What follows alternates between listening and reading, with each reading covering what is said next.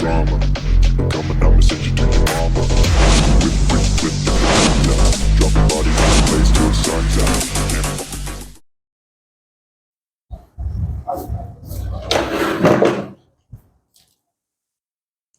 Can't fuck with this.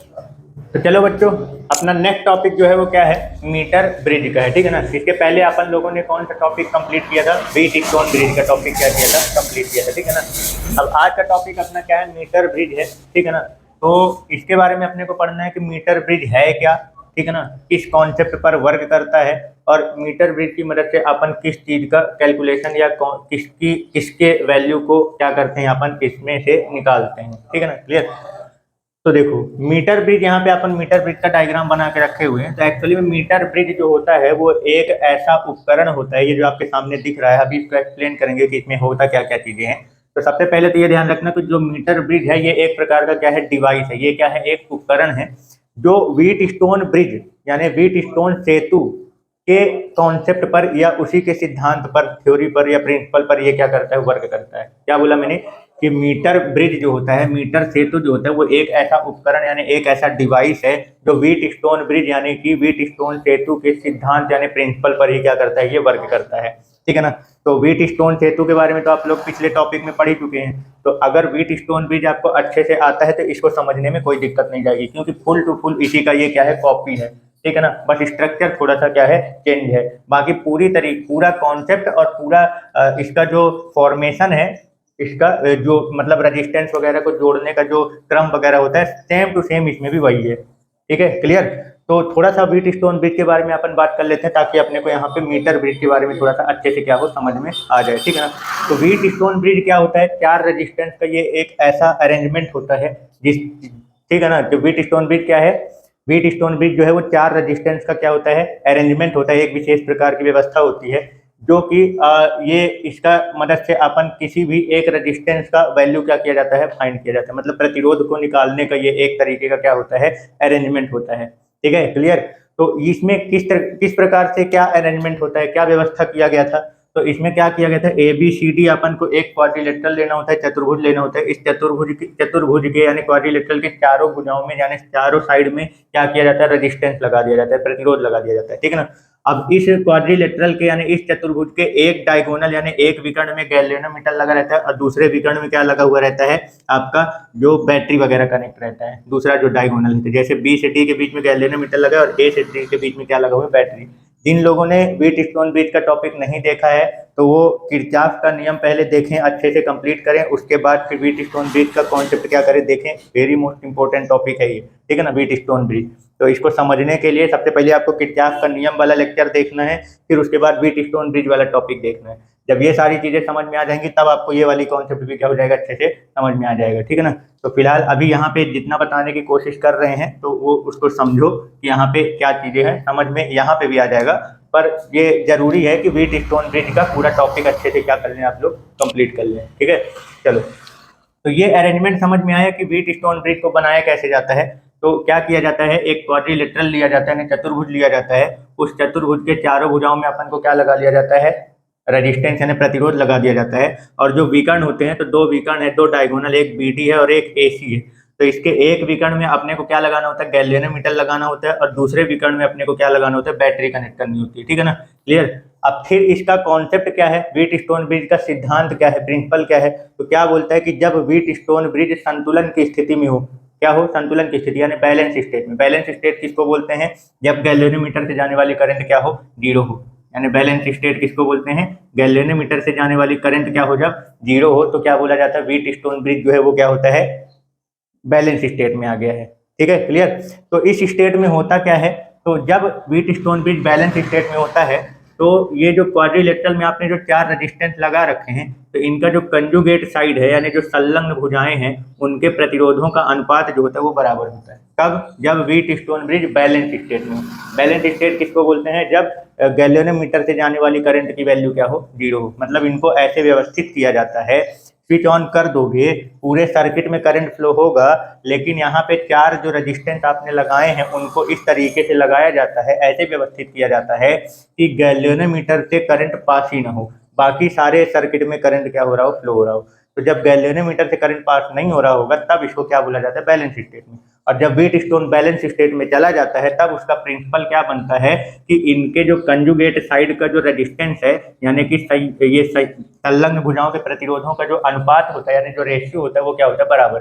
तो संलग्न भुजाएं किसको बोलते हैं, दो लगातार भुजाएं जो एक दूसरे से क्या हो, जुड़ी हुई हो। तो जैसे अपन ए बी लेते हैं तो इसका कंजुगेट साइड संलग्न भुजा क्या हो जाएगा, बी सी। तो इन दोनों रेजिस्टेंस का रेशियो पी अपॉन क्यू, बाकी के जो दो कंजुगेट साइड बचे हुए हैं उनके रेजिस्टेंस के रेशियो के इक्वल होता है। इसी का आप ऐसा भी बना सकते हो, अगर ये दो कंजुगेट साइड लेते हो तो इधर के ये दो कंजुगेट साइड लेने पड़ेंगे, तो इसका रेशियो इसके रेशियो के बराबर हो जाएगा। क्लियर हो गया। तो ये था व्हीटस्टोन ब्रिज का सिद्धांत, थ्योरी, ठीक है ना। अब इसको व्हीटस्टोन ब्रिज में इस थ्योरी को प्रूव भी करने के लिए आता है कि इसको प्रूफ करके दिखाओ। तो जिन लोगों ने व्हीटस्टोन ब्रिज का टॉपिक नहीं देखा है वो क्या करें, अच्छे से जाके देखें, वहां पे पूरा व्हीटस्टोन ब्रिज है क्या, किस कॉन्सेप्ट पर वर्क करता है, उसका काम क्या है और उसको कैसे प्रूफ किया जाता है, पूरा अच्छे से क्या किया गया है, एक्सप्लेन किया गया है। ठीक है, क्लियर हो गया। और व्हीटस्टोन ब्रिज भी किसके कॉन्सेप्ट पर वर्क करता है, किरचॉफ के नियम पर। ठीक है, समझ गए। और इसकी मदद से किया क्या जाता है, रेजिस्टेंस फाइंड किया जाता है। इन चार में से तीन रेजिस्टेंस क्या रहते हैं, पता रहते हैं, चौथा रेजिस्टेंस अपने को क्या करना होता है, निकालना रहता है। तो भाई जब रेशियो अपन बराबर कर देंगे तब जैसे मान लो पी आर मतलब पी क्यू एस का मान लो पता है और हमको आर का निकालना है, तो हम रेशियो बराबर करके आर बराबर निकाल लेंगे कि नहीं निकाल लेंगे। मान लो यहाँ से आर बराबर क्या आ जाएगा, इसको इधर भेज दूंगा तो P upon Q into S हो जाएगा। तो मतलब इन चारों में से कोई भी तीन चीज पता रहेगी, चौथा रेजिस्टेंस नहीं पता रहेगा जिसका हमको निकालना होता है। तो उसको अपन व्हीटस्टोन ब्रिज के कॉन्सेप्ट की मदद से अपन उस रेजिस्टेंस की वैल्यू क्या कर सकते हैं, फाइंड कर सकते हैं। ठीक, तो ठीक उसी कॉन्सेप्ट पर मीटर ब्रिज भी जो होता है वो भी काम करता है। तो सबसे पहले अपन लोग मीटर ब्रिज का संरचना समझते हैं, इसका जो स्ट्रक्चर है, कंस्ट्रक्शन जो है उसको समझते हैं। तो same to same Wheatstone bridge का ही कंस्ट्रक्शन इसमें क्या किया गया, फॉलो किया गया। तो थोड़ा सा अब समझना अच्छे से, ठीक है ना। तो अपन इसमें सबसे पहले क्या क्या यूज किया गया है उसके बारे में बात कर लेते हैं। तो देखो, जो ये मीटर ब्रिज तैयार किया जाता है इसको एक क्या किया जाता है, वुड यानी लकड़ी के जो तख्त होता है, तख्ता जो होता है यानी प्लेट जो होती है लकड़ी की, जैसे टेबल वोबल नहीं होता है, टेबल लकड़ी की टेबल, उसमें क्या किया जाता है, इसको पूरा तैयार किया जाता है।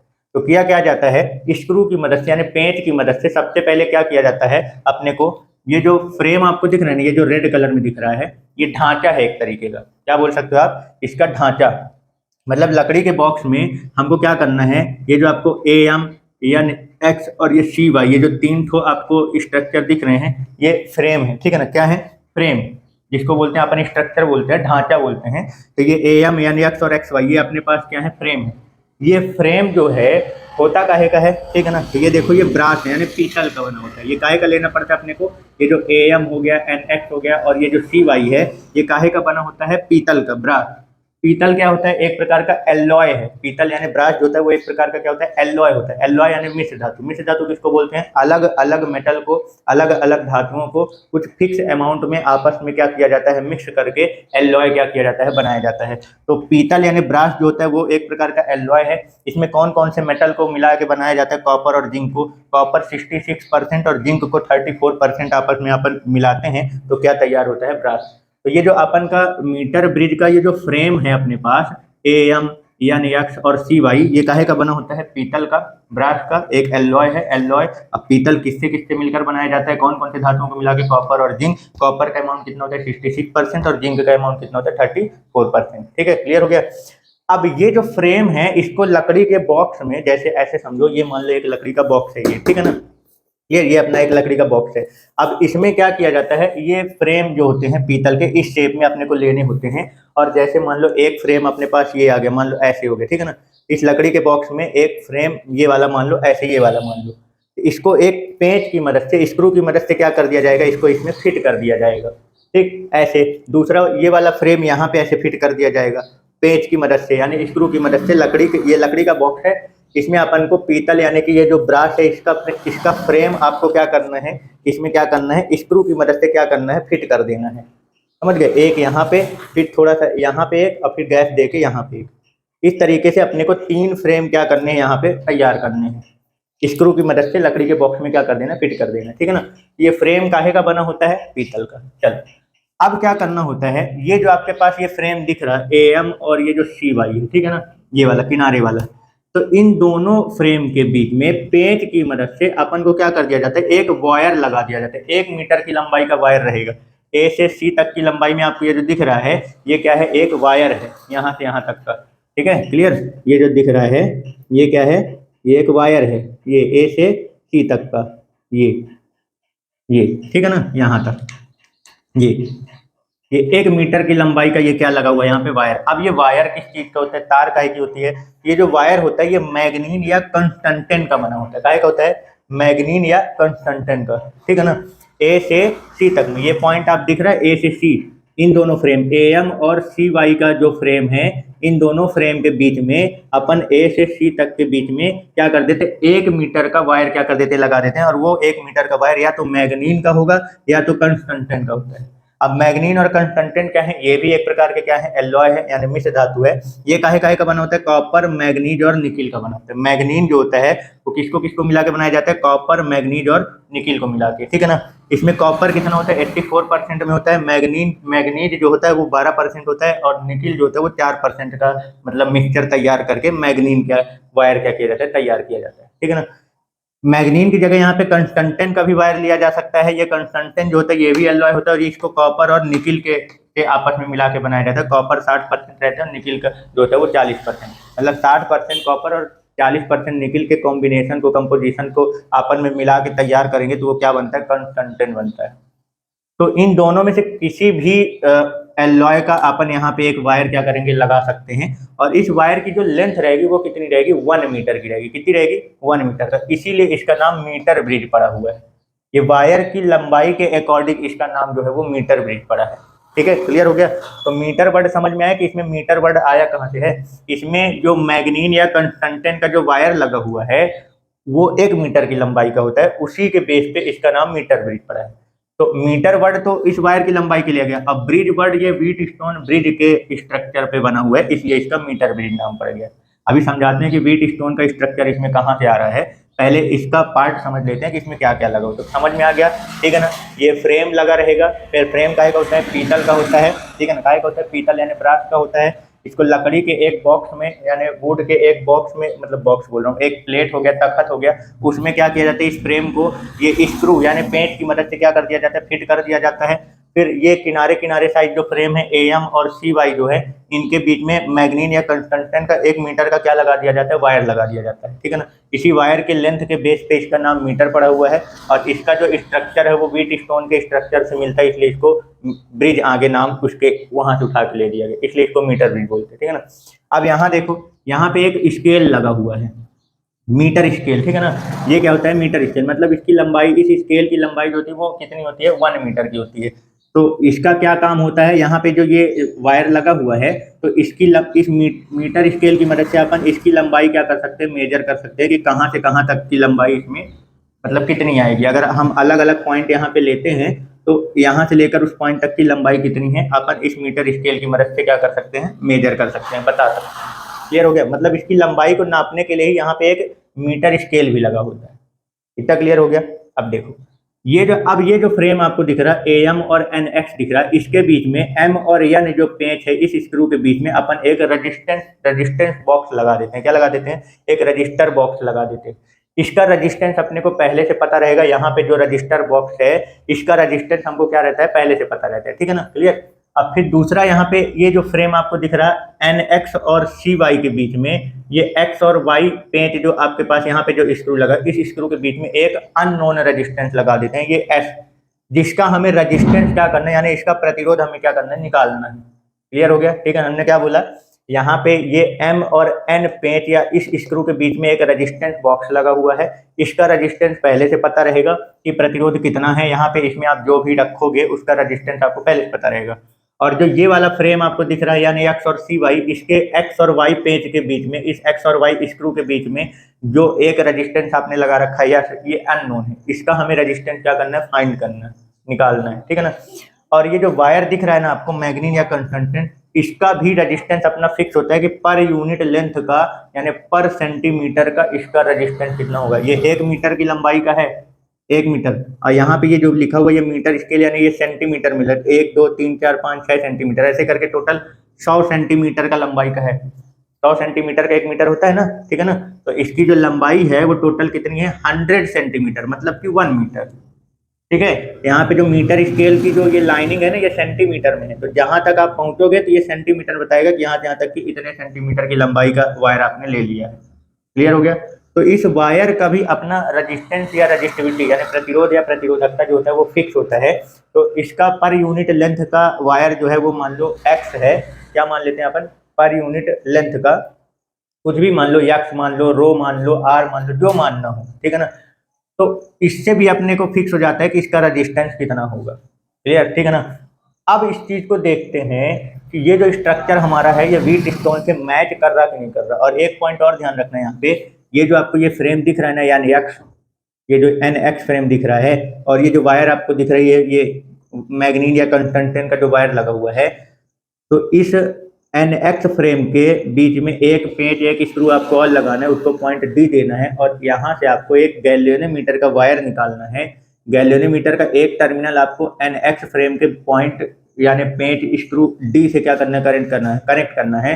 और इसका दूसरा टर्मिनल, गैल्वेनोमीटर के दूसरा टर्मिनल जो होता है यहाँ पे क्या लगा होता है, ये जॉकी है, ये क्या है, जॉकी है, ठीक है ना। क्लियर, ठीक, ये क्या है, जॉकी, ठीक। मतलब कि ये एक अपने पास यहाँ पे दूसरा टर्मिनल जो होता है, यहाँ पे अपने को इस दूसरे टर्मिनल को, ये जो आपको कंस्टेंट वायर दिख रहा है, इसी पे क्या करना होता है, इसको स्लाइड कराना होता है, या किसी एक पॉइंट पर इसको ले जाके यहाँ पे कनेक्ट करना होता है। आगे बात समझ में क्लियर, यहाँ तक कोई डाउट?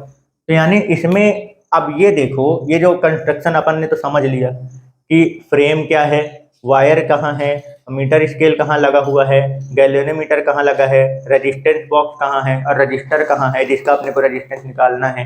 तो इसका रजिस्टेंस पहले से पता रहेगा, इसका रजिस्टेंस अपने को फाइंड करना है। और यहाँ पे जो आपका मीटर वायर लगा हुआ है मैग्नीज या कंस्टेंटेन का, इसका भी रजिस्टेंस अपने को पहले से पता है। अब बात आती है सिर्फ इसका रजिस्टेंस निकालने के लिए। तो ये देखो कि इसका स्ट्रक्चर व्हीट स्टोन ब्रिज से कैसे मैच कर रहा है, इसको समझो। तो देखो इसमें क्या है, हमने यहाँ पे देखो इस स्ट्रक्चर में ये क्वाड्रिलेटरल आपको दिख रहा है ABCD, इसमें जो 4 रेजिस्टेंस दिख रहे हैं वो 4 रेजिस्टेंस आप यहाँ देखो कि वो 4 रेजिस्टेंस कौन है। तो जरा देखो, एक रेजिस्टेंस ये वाला हो गया रेजिस्टेंस बॉक्स का, दूसरा रेजिस्टेंस ये हो गया, तीसरा और चौथा रेजिस्टेंस जो मिलेगा वो कहाँ मिलेगा, वो आपको इस वायर में मिलेगा, ठीक है ना। तो देखो ये जॉकी जो है गैल्वेनोमीटर की जो वायर है, इस जॉकी को अपन इस कंस्टेंटेन के वायर में अपन क्या करते हैं, स्लाइड करते हैं, या किसी एक जगह पे लाके इसको रख देते हैं। तो यहाँ से यहाँ तक का इसका रजिस्टेंस अलग होगा, और यहाँ से यहाँ तक इसका रजिस्टेंस अलग होगा, समझ गए। तो अपन मान लेते हैं ये आर एस है ना, तो यहाँ से यहाँ तक का इसका रजिस्टेंस क्या मान लेते हैं कि कितना है, P है इसका। अब B से C तक का रजिस्टेंस अपन मान लेते हैं क्या है, Q है। यहाँ से यहाँ तक का रजिस्टेंस क्या है, Q है, समझ में आया। अब जरा देखो थोड़ा सा उस स्ट्रक्चर को, ये A है, ये B है, ये C है, और ये D आपको दिख रहा है। इसको B और D वाला लाइन जो है, इसको पकड़ के आप ऐसे खींच दो, तो ये देखो A से B आपका कनेक्ट हो गया, एक रेजिस्टेंस A से B में, फिर दूसरा रेजिस्टेंस B से C में Q, फिर तीसरा रेजिस्टेंस ये C से D के बीच में, देखो ये पेंच। अब फिर यहाँ देखो ये पॉइंट D आपको जो दिख रहा है यहाँ पे, इसके और इसके बीच में एक रेजिस्टेंस, ये वाला फ्रेम C का है और ये वाला फ्रेम D का है, तो C और D के बीच में एक तो रेजिस्टेंस ये लगा हुआ है S। अब फिर इधर देखो D और A के बीच में, A और D के बीच में इधर देखो R लगा है, सेम टू सेम है, व्हीट स्टोन ब्रिज से कनेक्ट कर रहा है कि नहीं कर रहा है, जरा देखो इसका पॉइंट। या तो आप इसको B ऊपर लिखना चाहो और D नीचे लिखना चाहो तो वो भी लिख सकते हो। तो ये देखो मैं ये दिखा रहा हूँ कि A से B, वो देखो A से B की ओर P, फिर B से C, तो B से C में Q, फिर C से D में यस, ये देखो C से D में यस लगा हुआ है, फिर D से A में देखो D से A के बीच में क्या लगा हुआ है, R लगा हुआ लगा है। अब B से D के बीच में क्या लगा हुआ है, गैल्वेनोमीटर। तो ये देखो B से D के बीच में क्या लगा हुआ है, गैल्वेनोमीटर लगा है। तो पूरा स्ट्रक्चर व्हीट स्टोन ब्रिज का इसमें फॉलो हो रहा कि नहीं हो रहा है, समझ में आए। इसलिए बोला जाता है कि जो मीटर ब्रिज है वो व्हीट स्टोन ब्रिज के ही सिद्धांत पर क्या करता है, वर्क करता है। आई बात समझ में। तो कंस्ट्रक्शन समझ में आ गया, व्हीट स्टोन ब्रिज की तरह ही इसका कंस्ट्रक्शन है, ये क्लियर हो गया, यहाँ तक कोई डाउट, ठीक है ना। चलो अब ये देखो कि इसका जो वर्क फंक्शन है, यानी कार्य है, वर्क फंक्शन, ये कार्य कैसे करता है, या इसका जो प्रैक्टिकल होता है वो कैसे किया जाता है। तो देखो हमने क्या बोला था कि व्हीट स्टोन ब्रिज जो होता है उसका सिद्धांत क्या होता है, वो ये है कि जब व्हीट स्टोन ब्रिज संतुलन की स्थिति में यानी बैलेंस स्टेट में होता है, तो इनके संगत भुजाओं के प्रतिरोधों का अनुपात कंजुगेट साइड के रेजिस्टेंस का जो रेशियो होता है वो क्या होता है, बराबर होता है। इनके रेशियो को बराबर करके 3 रेजिस्टेंस अपने को पता रहेंगे तो चौथा अपने को निकाल लेना पड़ेगा, ठीक है ना, निकाल सकते हैं। तो ठीक वही कॉन्सेप्ट यहाँ पे भी अपने को क्या करना है, फॉलो करना है। तो आप समझना कैसे फॉलो किया जाता है। ये रेजिस्टेंस तो क्लियर है, ये तो पहले से पता है। ये वायर जो है इसका भी रेजिस्टेंस, इसके पर यूनिट लेंथ का, पर सेंटीमीटर का इसका रेजिस्टेंस पता है, ठीक है ना, कि पर सेंटीमीटर का इसका रेजिस्टेंस कितना है। कोई डाउट?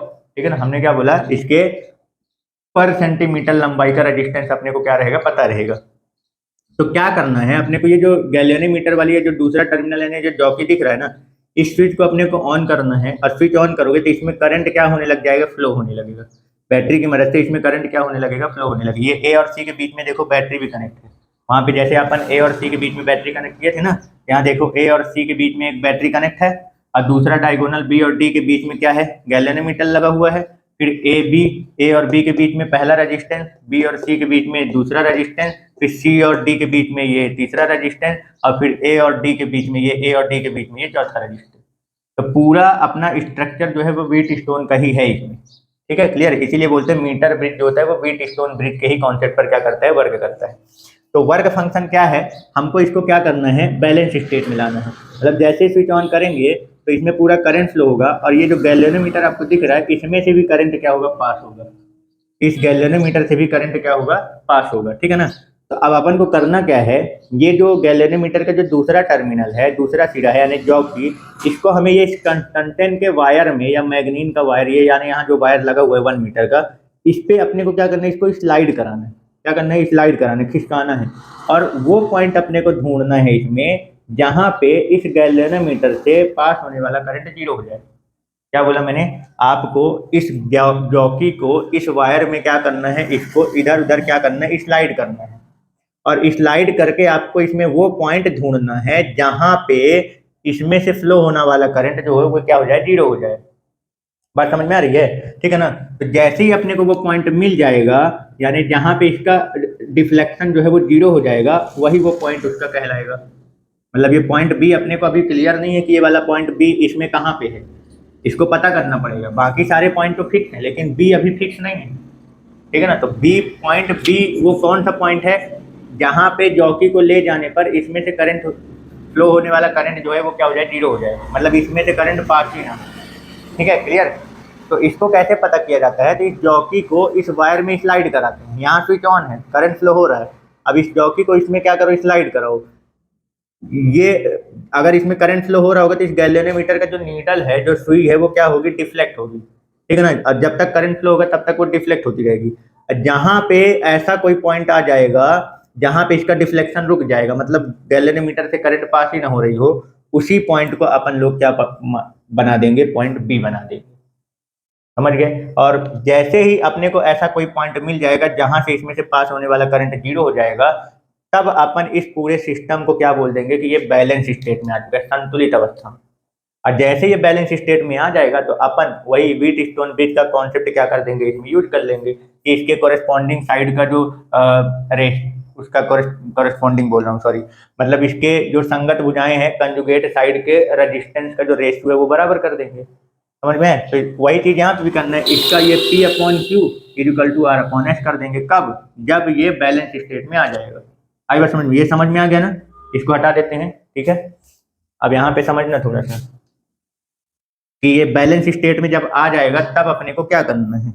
तो जैसे ये बैलेंस स्टेट में आ जाएगा तो व्हीट स्टोन सिद्धांत से या व्हीट स्टोन थ्योरी की मदद से अपन इसके कोरेस्पॉन्डिंग कंजुगेट साइड जो होते हैं, यानी संगत भुजाओं का जो प्रतिरोध होता है उसका अनुपात बराबर कर देंगे। यहाँ कंजुगेट साइड कौन है, ए बी और बी सी का ये प्रतिरोध क्या है, P अपॉन क्यू। और दूसरा इसका क्या करेंगे, ये वाला जो है आपको दिख रहा है R और S, ठीक है ना, P upon Q equal to R upon S कर देंगे, कोई दिक्कत। अब अपने को यहाँ पे मान लो क्या पता करना है, यश का पता करना है। भाई ए बी सी, अच्छा सी डी इधर आ रहा है, ए बी फिर बी सी फिर सी डी और ए डी, कुछ कैसा भी रेशियो बना लो। गया ए बी का मान लो किसका बना, ए बी का बी सी के साथ बना रहे तो ए डी का अपन डी एस के साथ। तो P upon Q equal to मैंने बना लिया क्या, R अपॉन एस, ठीक है, क्लियर हो गया। अब देखो यहाँ पे ये जो अपना P upon Q equal to R upon S है, तो R और यस, तो R का तो मान लो रेजिस्टेंस अपने को पता है, यस अपने को क्या करना है, फाइंड करना है। अब बात आती है P और Q की। कि इसका रेजिस्टेंस कितना है। तो बस यहीं पे कहानियां है इसका, और कुछ नहीं है। देखो हमने क्या बोला था, ये जो अपना मीटर जो ये जो वायर लगा हुआ है, इस वायर के पर यूनिट लेंथ, क्या बोला, पर यूनिट लेंथ जो होता है इसका रेजिस्टेंस आप मान लो, पर यूनिट लेंथ का जो रेजिस्टेंस है, यानी कि प्रत्येक अंग लंबाई का, मतलब 1 मीटर की लंबाई है तो इसका पर यूनिट लेंथ यानी 1 सेंटीमीटर बनेगा।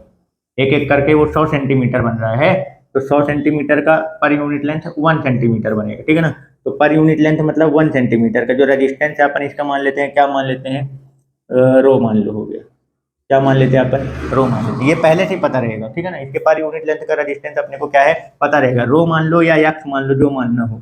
अब देखो मान लेते हैं कि ये जो पॉइंट अपने को बी मिला है वो ए से कितनी दूरी पर मिला है, एल दूरी पर मिला है। कितनी दूरी पर, एल दूरी पर। ए से बी तक की लंबाई जो है वो एल है। टोटल लंबाई कितनी है, 100 सेंटीमीटर है।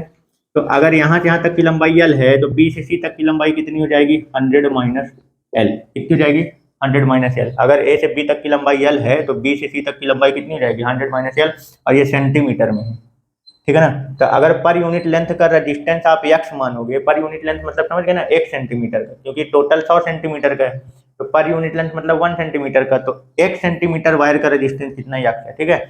तो अब इसमें देखो यहाँ से यहाँ तक की लंबाई कितनी है, एल है, और एल लंबाई का जो रेजिस्टेंस है वो पी है। तो पी की वैल्यू कितनी होगी भाई, पर यूनिट लेंथ का रेजिस्टेंस एक्स है तो एल लेंथ का कितना हो जाएगा, एक्स इंटू एल।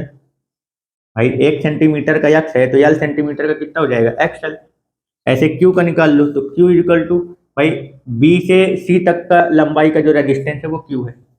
अब यहाँ से यहाँ तक की लंबाई कितनी, 100 माइनस एल है। कितनी है, 100 माइनस एल। अब पर यूनिट लेंथ का रेजिस्टेंस यानी प्रत्येक अंक लंबाई का प्रतिरोध आपने कितना माना, यक्स, तो 100 माइनस एल लंबाई का रेजिस्टेंस कितना आएगा, 100 माइनस एल इंटू यक्स। ये हो गया क्यू का मान। अब इस पी और क्यू की वैल्यू क्या कर दो, यहाँ पे क्या कर दो, रख दो।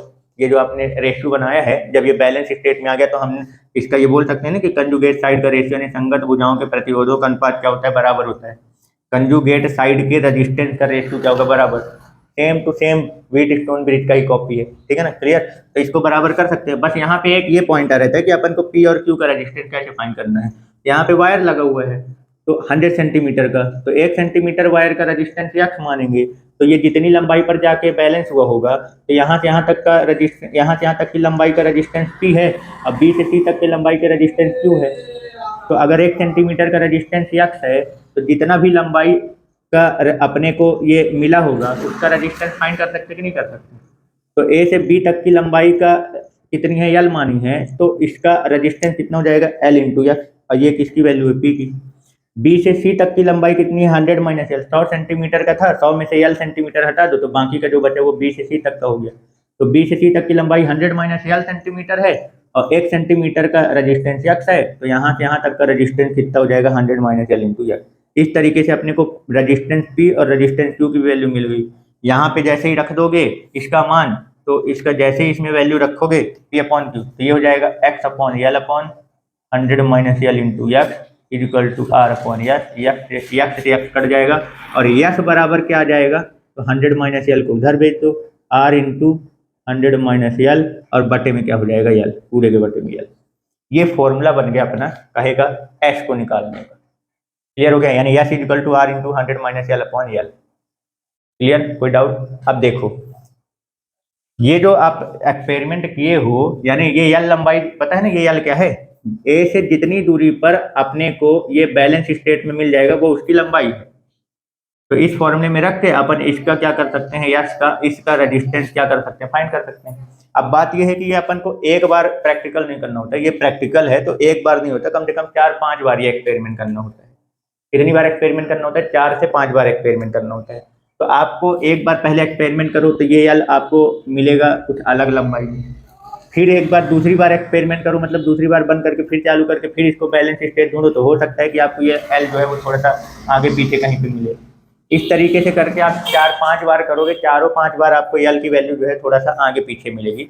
तो आपको क्या करना है, ये एल की वैल्यू यहाँ पे जितनी बार आपने 4-5 बार एक्सपेरिमेंट किया तो उससे आपको जो एल की वैल्यू निकली है उसको यहाँ पे रख के वो 4-5 बार आपका यश की वैल्यू निकलेगी। अब फिर उसके बाद आपको क्या करना है, उस यश का एवरेज निकाल लेना है। क्या निकाल लेना है? एवरेज, औसत। तो जो इसका एवरेज माना आएगा वही इसका रजिस्टेंस माना जाएगा। बात समझ में आई क्या बोला भाई? इस प्रैक्टिकल को, इस एक्सपेरिमेंट को आपको कम से कम कितनी बार करना है? 4 से 5 बार करना है, ठीक है ना। 4 से 5 बार करना मतलब ये है कि आपको स्विच ऑन करके कम से कम 4 से 5 बार आपको ये बैलेंस स्टेट यानी ये लंबाई आपको ढूंढनी है कि ये कहाँ पे आके बैलेंस होगा। इस जॉकी को स्लाइड करोगे, ये पॉइंट भी आपको अलग अलग पॉइंट पे क्या होगा, मिलेगा। जरूरी नहीं कि हर बार आपको एक ही जगह पे मिले, आगे पीछे भी आप थोड़ा सा बहुत क्या हो सकता है, मिल सकता है। यानी ये एल की लंबाई जो है वो बार बार अलग अलग आएगी। तो आपको करना क्या है, ये एक्सपेरिमेंट आपको 4 से 5 बार करना है। तो 4 से 5 बार आपकी एल की वैल्यू अलग अलग आएगी। उस एल का मान आपको इस यश का जो ये फॉर्मूला बनाए हो इसमें रखो, तो कम से कम आपके 4 से 5 एस की वैल्यू निकलेगी। तो वो जो 4 से 5 यश की वैल्यू आएगी तो आपको उसका क्या निकाल लेना है, एवरेज निकाल लेना है। जितने भी आएंगे S1, S2, S3, S4, यानी जितनी बार भी आप एक्सपेरिमेंट करे होगे उन सबको जोड़ के, और 4 से या जितनी बार करोगे 5 है उससे क्या कर दो, डिवाइड कर दो। ये उसका क्या आ जाएगा, एवरेज। और जो इसकी एवरेज वैल्यू आएगी वही इसका क्या माना जाएगा, रजिस्टेंस। आ गया समझ में? क्लियर हो गया? टॉपिक समझ में आया कि मीटर ब्रिज है क्या, मीटर ब्रिज किस कॉन्सेप्ट पर वर्क करता है, अब मीटर ब्रिज का कंस्ट्रक्शन कैसा होता है, अब मीटर ब्रिज की मदद से अपन क्या चीज फाइंड करते हैं। तो same to same Wheatstone bridge ही है ये, बस थोड़ा सा उसका कंस्ट्रक्शन और इसका कंस्ट्रक्शन में सिर्फ अपन क्या यूज कर रहे हैं फ्रेम वगैरह उसका बस चेंजेस है, बाकी सेम टू सेम कंस्ट्रक्शन चल रहा है। इस टॉपिक को क्या करो, क्लियर करो और इसको प्रैक्टिस करो। सब बहुत सिंपल सिंपल टॉपिक हैं, अच्छे से इनको कंप्लीट करो, ठीक है? समझ गए?